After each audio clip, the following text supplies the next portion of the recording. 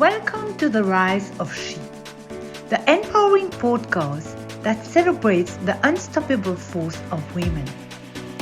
I'm your host, Preeta Bolaki, and together we will shatter the glass ceilings, rewrite the rules, and reveal the extraordinary power within each and every woman. Join me as we redefine heroism, demanding the world to acknowledge that the word hero is just an O without her. Discover with me how women can unleash their internal potential, demand equitable pay that reflects their true worth, vanquish insecurities, conquer work-life balance, and embrace profoundly fulfilled lives. If you like my podcast, feel free to connect with me on Instagram and Facebook for an empowering journey like no other. Find me at Preeta Bolaki and let's ignite the fire within.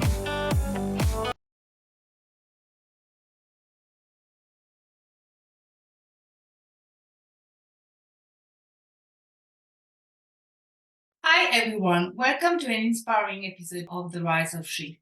I'm your host Preeta Bolaki, and today we have the privilege of delving into a remarkable journey of a true advocate for progress and transformation, Miss Gayle Yerriah, a lawyer by profession and a politician by heart.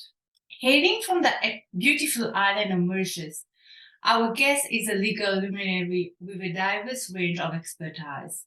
Embarking on an exceptional academic journey, her unwavering passion for law had led her to pursue a distinguished LLM in oil and gas law from Robert Gundon University, Aberdeen, which she is yet to complete.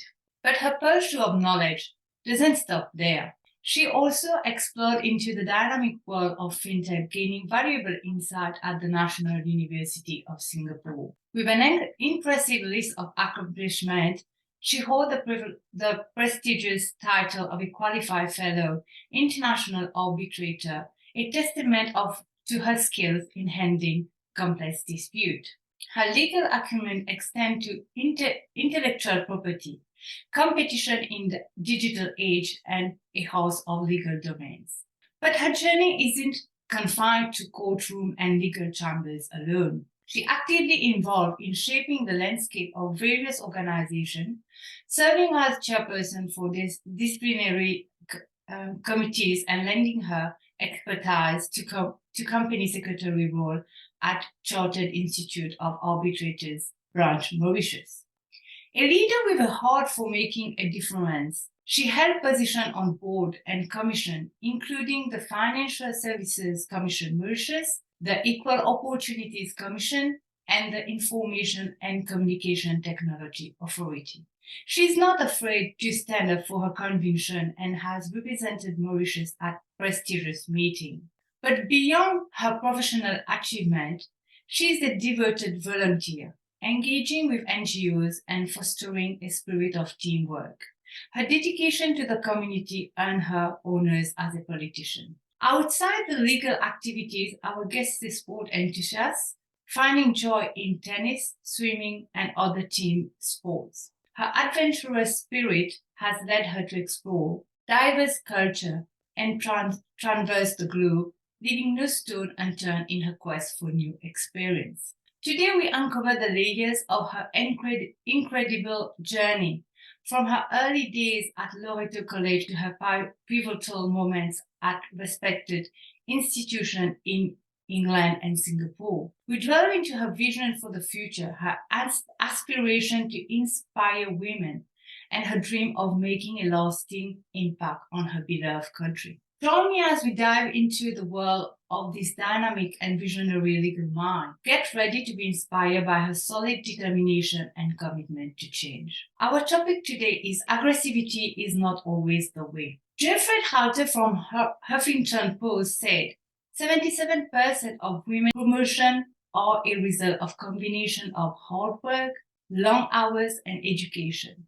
However, 83% of men will tell you who you know counts for a lot or as much as how well you do your job. Welcome, Gail. How do you feel about that pose? Hi, Brita. First of all, thank you for giving me the opportunity to be the guest on your show. I'm very well pleased to be sharing my achievements and my views with women around the world. But let's go directly to the question you asked me. When it comes to about who you know, I would agree to some extent, yes. In the way that me personally, I'm not married and I don't have kids. So I am very ambitious by nature and very career driven. Um, I would say that at some point at the beginning, yes, I did have the mindset that it was always only about hard work and putting in a lot of effort, doing your cases well in court, doing what is expected of you will actually make you strive and go up the social ladder. But with time and experience, by being exposed in politics, by being exposed in conferences worldwide, being involved in NGOs and meeting a lot of people around, I realized that yes, it is to some extent true. You do actually have to know people around. Know in the sense you have to do your own networking, you have to push yourself to attend meetings that are affiliated to your job, your career, so that you might be at a stage in your career where you're a beginner and you're stuck somewhere, right? You meet someone who's already gone up socially or status wise more than you, and they might share their path with you, and you will learn. This is actually some insight for you to get better at what you do, or actually to have some constructive criticism in relation to what you're doing wrong or right. What I would tell women is that yes, you do have to create your own network around. It doesn't mean that you have to stop your hard work. It's just that you do have to take the time to balance the two, because it is through other people, especially for me, it's through this interview with you, that these people will know your worth, will see what you are capable of, and will actually push you forward in the fields that you excel in. It's basically, you should remove that in your head that is just sitting at your desk, doing your job right, getting the deadlines met, and then you will climb up. Because at that point in my life where I was doing that, I actually got very frustrated because things weren't moving for me. I got so frustrated that I saw people who were around me who started a lot later than me. They were climbing up and succeeding more. This is what made me realize that I should reassess the way I was doing things. It's more about who you know, but I think it's important to get to know people also more, to know about their experience that helps you to move on in life, to empower you, right? It does. It does. Motivation is not constant. True. Discipline is. So you should surround yourself with people who actually push you to be better. Maybe you lack or you have a little doubt about how you're moving in life or how you should proceed. You're starting to feel low and you're thinking, oh my God, this is not going to work. What do? You go to this network of people who empower you, who actually will talk you through the doubts that you have, and you will find your motivation back. Yeah, that's so true. It's a mix of hard work, long hours, and also networking. And networking is not only about getting someone who can refer you to work, but also help you to for your career path or even your spiritual path or your personal path. So I think it's very important to network and to share, because I think sharing is caring. So we have to share our point of view and also ask question so that we can improve ourselves. It is, let me tell you my experience as a lawyer. Sometimes the law is very enshrined, I would say. It's not something you can change. But when I go to the court, it's about showing my perception of the law to the judge.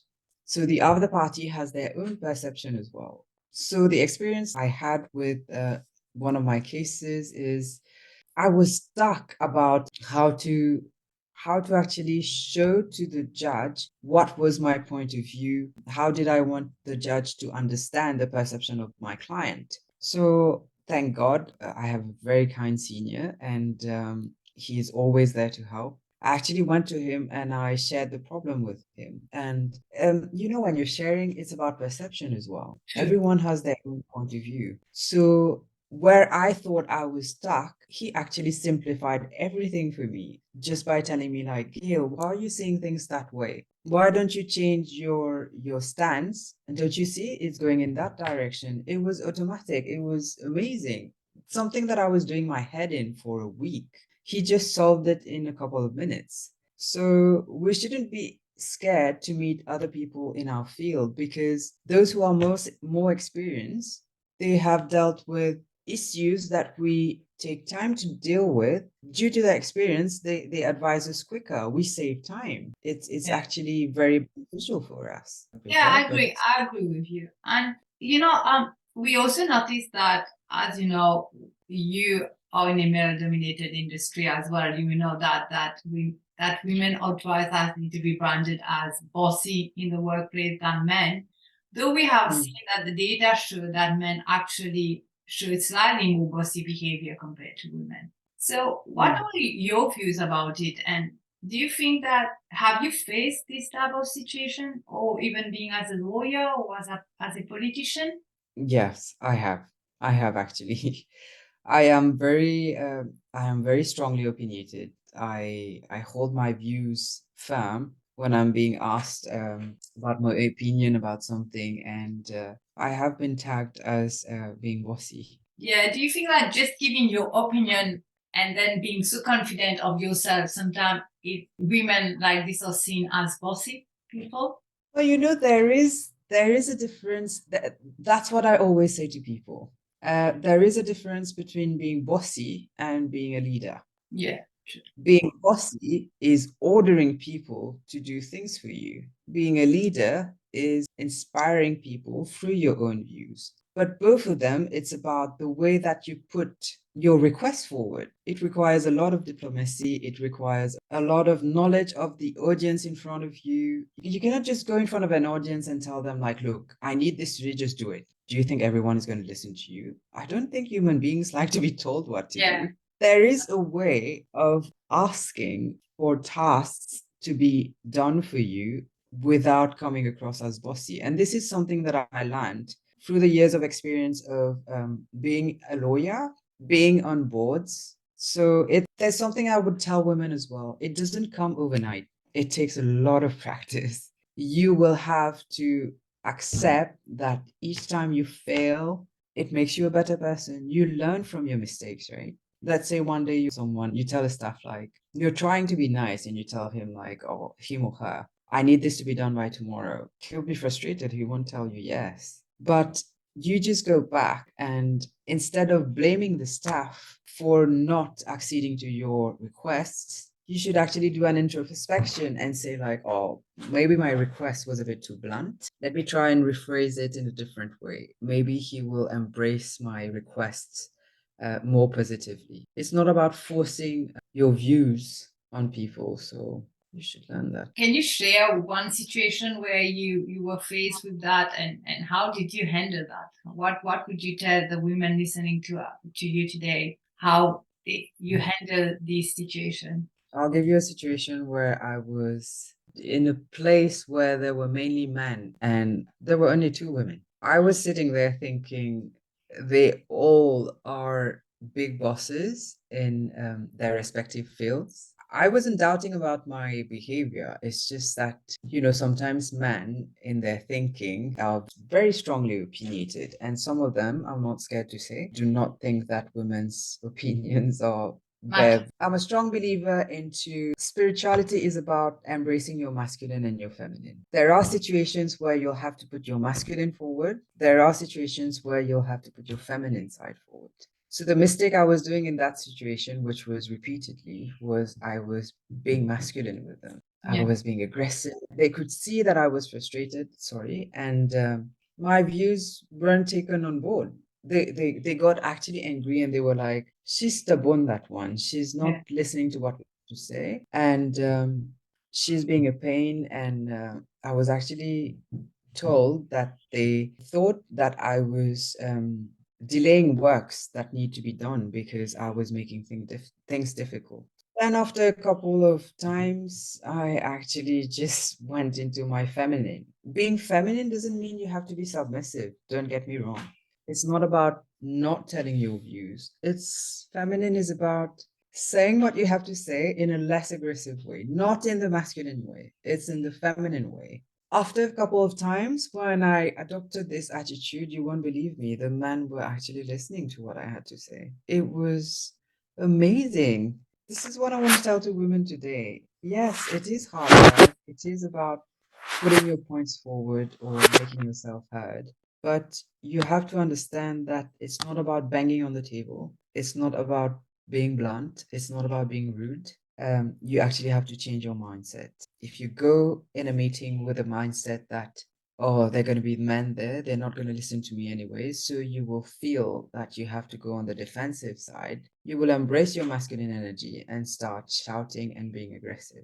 Whereas if you go with a positive mindset and you're like, yeah, I'm a woman, yes, but they will listen to me. You'll see automatically you'll flow in your feminine. Yeah, that's true. Like you were saying that aggressivity is not always the way because, when you start your career and you want to climb the ladder, especially if you're a very ambitious woman. So you automatically go to your aggressivity because you think that this is the way to go. You have to be seen as you should not have emotion. If you're sad about something happening or you want to cry, you should not. I think that's now where women are realizing that that's not the way because we just need to be ourselves and be a good leader. And as you were saying, you believe in aggressivity is not always the way. As you said, you've been aggressive and it didn't work. Now you've changed your approach to situations, especially being a leader and sharing your opinion in meetings. I think lots of women face that because at the same time, you need to be strong, and it's not only sharing your opinion but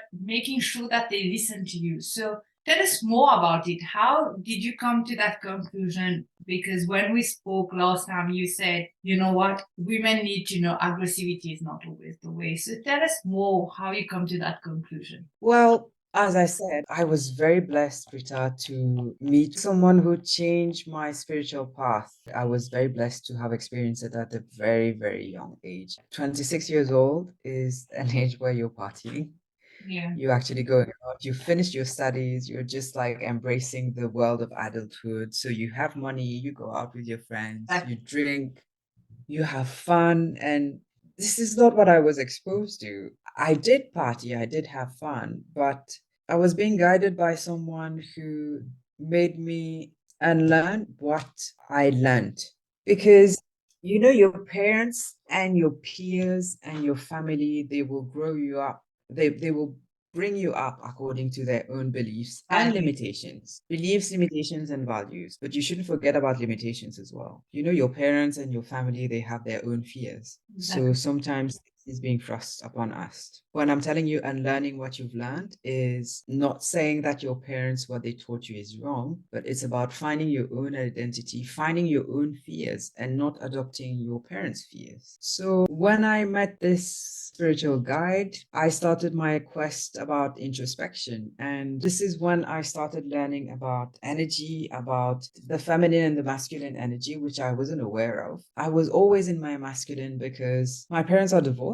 I'm an only child. I developed an attitude of looking after myself. I always thought I never needed people around me. I'll just get things going for me. So to sum up on that, by being in that mindset, it actually made me aggressive all the time because I wanted to be in control. Yeah. Because I'm the only one who's going to make things happen for me. I'm going to make it happen. So you become aggressive and frustrated when things are not moving. Whereas when I started embracing my feminine and I started digging more into it, I realized that the feminine energy, which is, don't get me wrong, it's not an energy that only women have. Men have it as well. And I do believe that secure men are the ones that have embraced both their masculine and their feminine. And by being in my feminine, it made me realize that I was reading and reading more about it. I was like, hang on a minute, you don't have to actually control everything around you. That energy, it makes things happen for you. You can actually manifest things by lying on your bed. Yeah. By being aggressive,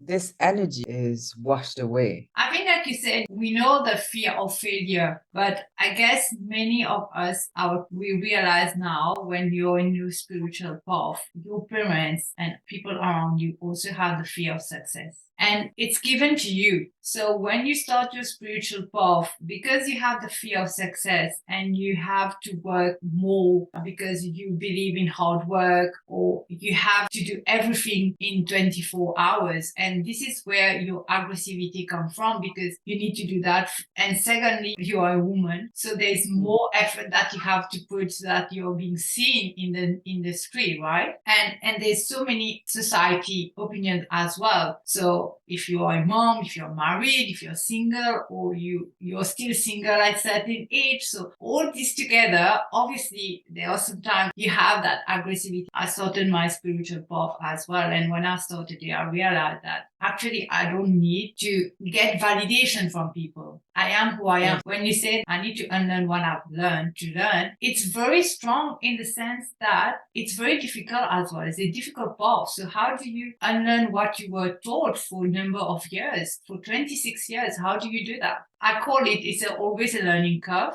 to unlearn and learn again. But yeah, I agree with you. And I'm happy to hear that you had the same path as me in a way, because the spiritual path helped me to know who I am, to be confident, and to say no, which I never did before. I did so many things, and I wish I have been able to say no for so many things during my career path. But because you have a fear of success and you think you need that validation, you need that support, but that's not it, because the one who succeeds is the one who believes in herself or himself as well. It is. But I won't lie to you, I'm quite rebellious by nature. I question everything. Which is very good, actually. My mother was sharing this story. Actually, she shares this with all my friends. She says Gayle was like this since she was little. She always questioned anything around her. She had to know the why of why she was doing things. Like, she shared an anecdote and said to my friends that there was a time where she was feeding me and I didn't see the dish in front of me. So she just took the spoon and put it in my mouth. I regurgitated the thing in my hand. I looked at it, then I ate it. It's funny how she's like, you were only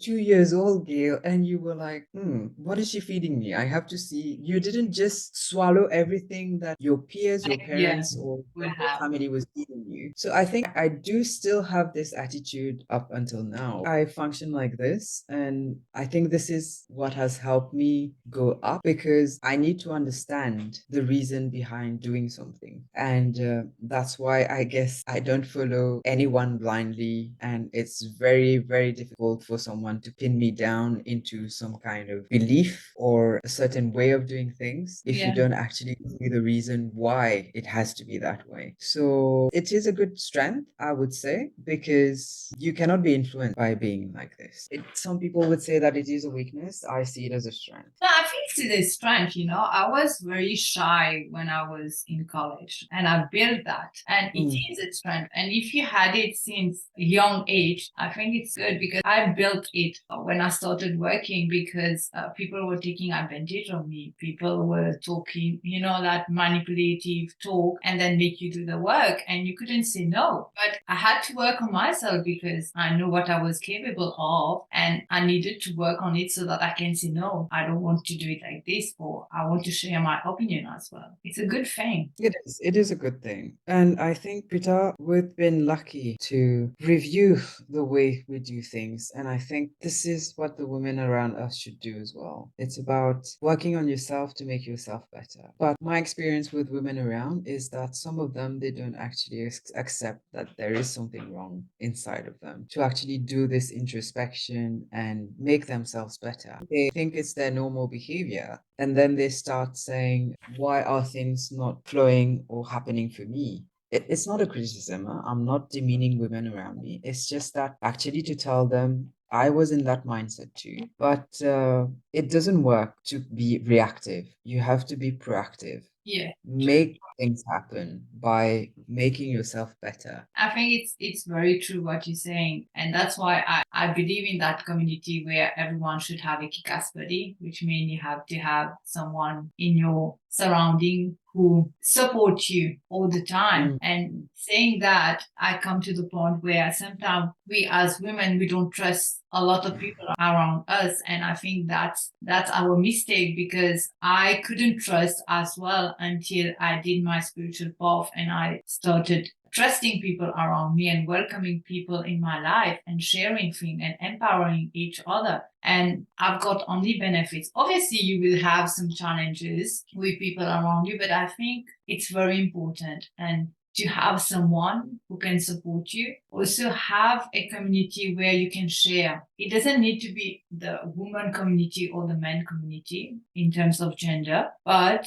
it's to trust people and share your weakness and strength, how you can work on it. And I think that's very important. I will come to that question of asking you, who has been your kick-ass buddy throughout your journey? And secondly, in your opinion, why do you think that having a supportive network or a kick-ass buddy is important in achieving success? When I talk about success, it's not only career-wise or money-wise, financial-wise, but it's more about yourself as a person. It is important. I actually believe that the support system had to be found in one person only, but I was wrong. I actually had my personal trainer who has helped me through the journey. He was actually the one who started making me question everything around me, because he's very spiritual as well. So I didn't have only physical change, but I had the mental change as well. Yeah. But when it comes to spirituality, yes, he's the one who was kicking me around, removing my doubts, making me believe in myself more. But then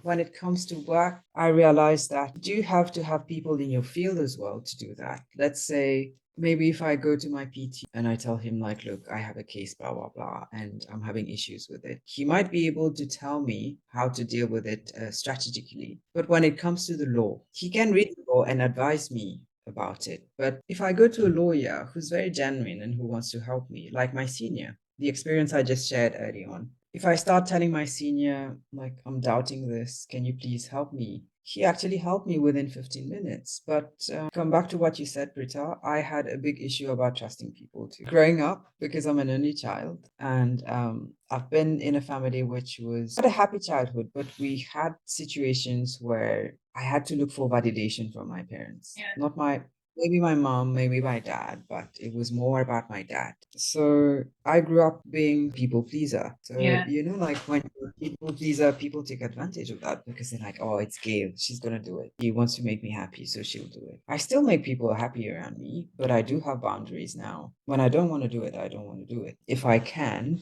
I will do it. But back then, I will forgo my own needs to fulfill the needs of someone else. And it was wrong. By being around some people, your group, your supportive system, or your kick-ass buddy will be someone you might need validation from them. I wouldn't say validation, it's empowerment from them. Because as I said, we're not always happy. We don't wake up motivated every day. You wake up in the morning and I'm like, oh, I'm having a bit of doubt about this. I think when it comes to life-changing matters, or I'm having a little trauma, for me, I'll call you, because your experience in this, you will actually help me work how to go back on my past and realize why these traumas were there in the beginning, so that I can understand the feelings that was there first, accept them, and then change it eventually. So your support system has to be someone who can back you up in all the little aspects of your life. I don't believe in the concept of just one kick-ass buddy. I just believe in the concept of a whole support system. Yeah, I think you said the right thing. I think that's the concept that I wanted to have for kick-ass buddy, is more about not having one person, because when you have a friend very close, you tend to say everything. As you said, they will be there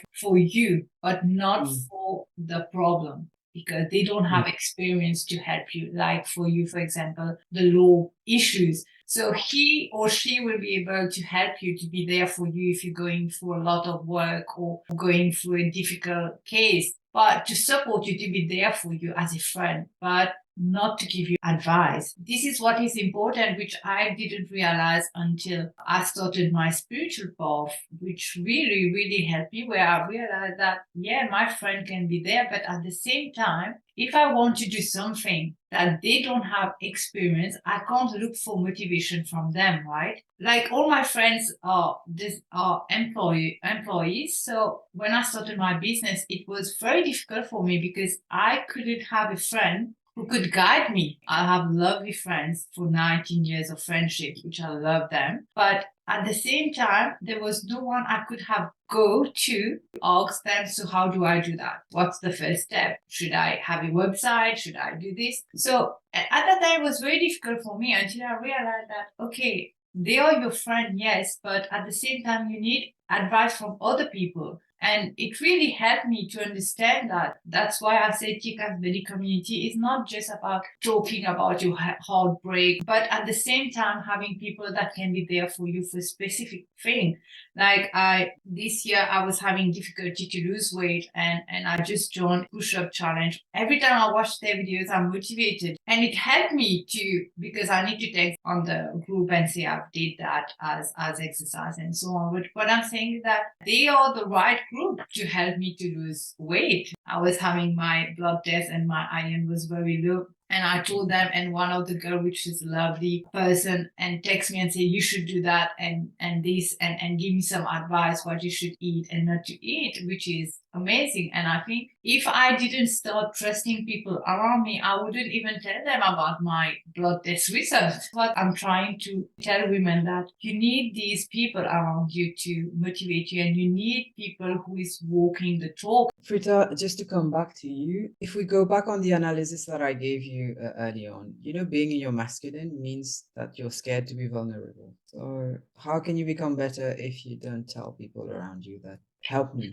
Took me years to understand that, but once you know that, the world is yours. Men are like this. They don't want help from anyone. Let's say I'll give you a special anecdote. One of my exes, we were in the car one day, we got lost. And I was just telling him, like, why don't you stop the car and ask someone for direction? No, stubborn as he is, we ended up going in every direction for 30 minutes. We could have just stopped someone and asked for directions, and the place we had to go to was just like 5 minutes in front of us. If we remain in that masculine energy, how do you think you're going to get better? But at the same time, Gayle, I saw men discussing more about things to make things work. On my personal experience, what I've learned from them is that if I don't know something, for example, I'll go and learn, and it will take me 1 week, 2 weeks to understand the concept. But the guy would just go to the other guy and say, can you just help me or tell me how it works and so on? And it's just 10 minutes. I mean, I've learned from them. Why don't you go and ask instead of trying to make as if you know everything, That's where I've learned how to ask for help as well. It's something that a lot of people don't realize. How can you learn when you pretend that you know everything?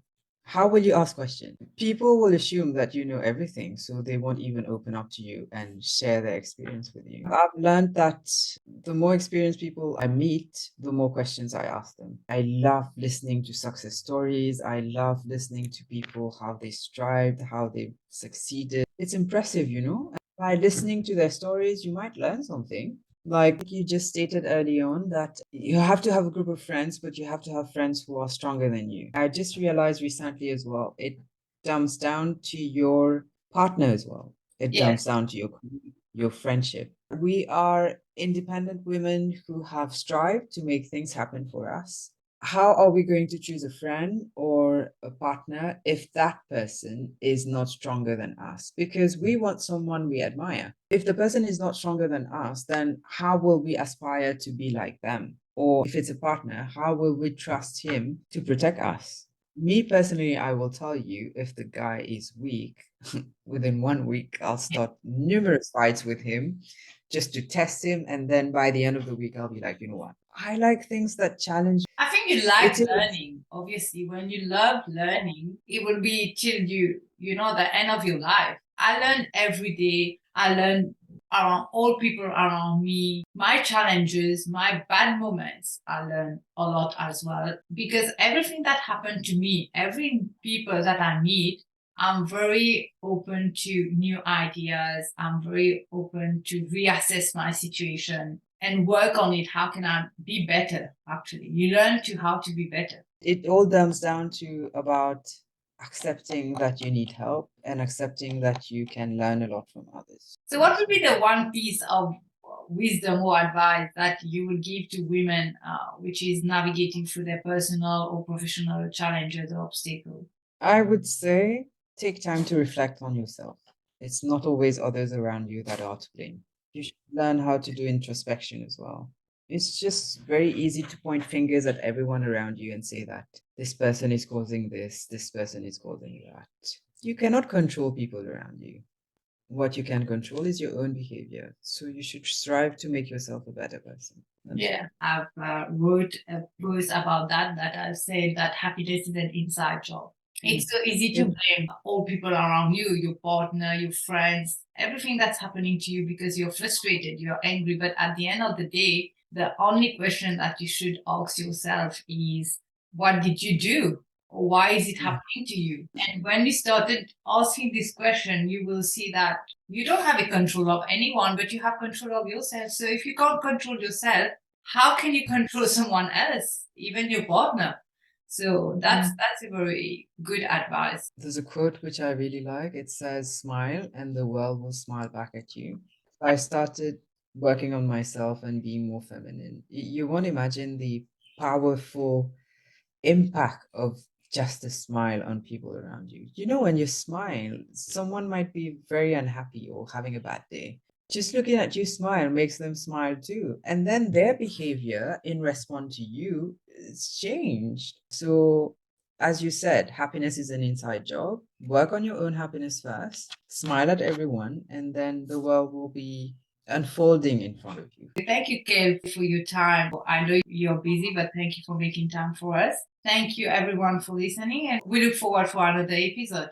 Until then, smile and the world will smile at you. If you have been inspired by today's episode, make sure to subscribe and follow The Rise of She to stay connected and never miss a moment of empowerment. Join me on Instagram and Facebook, where we'll continue to fuel the flames of progress and self-improvement together. Find me at Preeta Balaki. Remember, we are unstoppable forces bound to inspire and empower one another. Until next time, Preeta says adios, ladies. Stay tuned for our next empowering encounter.